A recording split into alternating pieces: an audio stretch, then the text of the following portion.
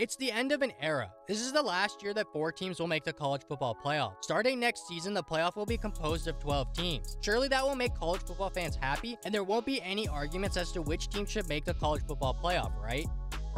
Let's deal with the here and now. In the final season of the current college football playoff and the final year of the Pac-12 in its current form, which team will prove itself the best in the country? Will Michigan finally win a national championship not voted for by the Associated Press? Will Washington win a national championship in the same year the Pac-12 dissolves? Is Texas officially back? Or will the Alabama Crimson Tide make those who say they didn't deserve their spot eat their words and win the whole thing as a 4 seed? Let's dissect how each team could be this year's national champion.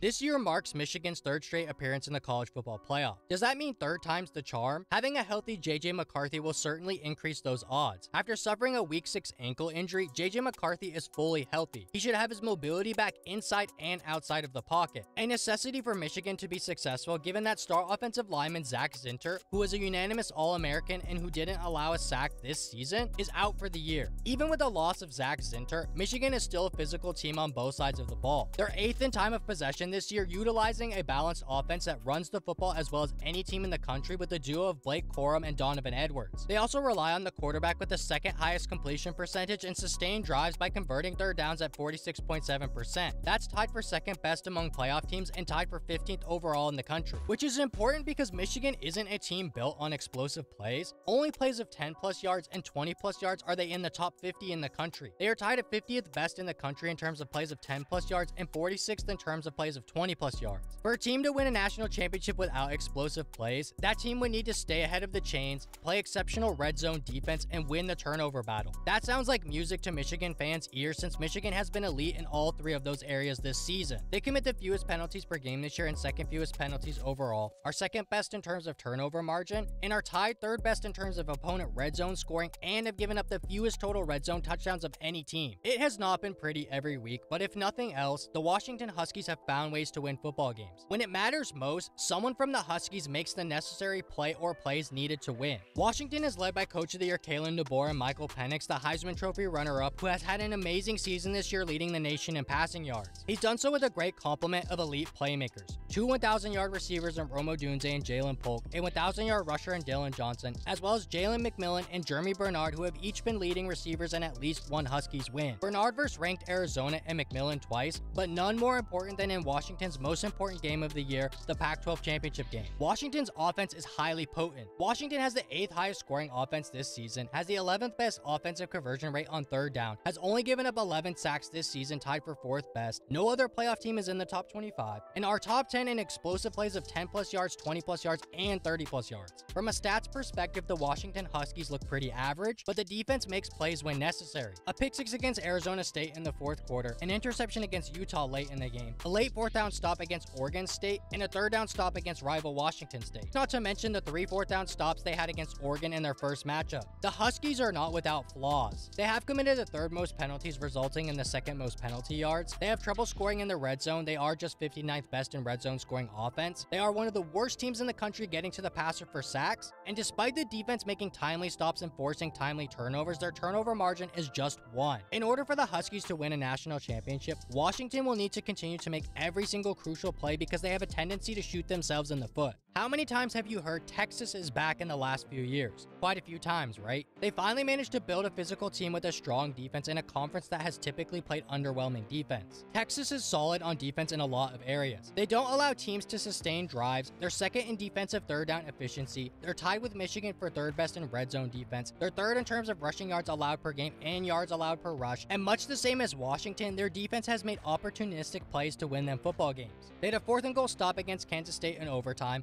Against Alabama, they picked off Jalen Milroe at the start of the 4th quarter, giving their offense an immediate 1st and goal opportunity from the 5-yard line. Their offense is no slouch either. Led by Quinn Ewers, an efficient quarterback, he's top 10 in both completion percentage and passing efficiency. Xavier Worthy, a 1,000-yard receiver. A.D. Mitchell with double-digit receiving touchdowns, and Jatavion Sanders, who had over 100 yards receiving against both Alabama and Oklahoma State. Even though Quinn Ewers did turn the ball over twice in a crucial game against Oklahoma, the only loss for Texas this season, Texas takes care of the football. football. They are top 25 in turnover margin. They have just 2 games under 30 points this year, so their offense can absolutely score points. Even with that being said, Texas is the playoff team with the most question marks. They beat Alabama on the road earlier this season, a great win, but that was in week 2 with Jonathan Brooks, one of the best running backs in the country. He's out for the year after tearing his ACL against TCU. Is Texas going to be able to sustain enough offense without him against tougher competition? They're 69th in offensive third down efficiency, 102nd in penalties and 110th in penalty yards, 89th in red zone offense, and are 63rd in sacks allowed.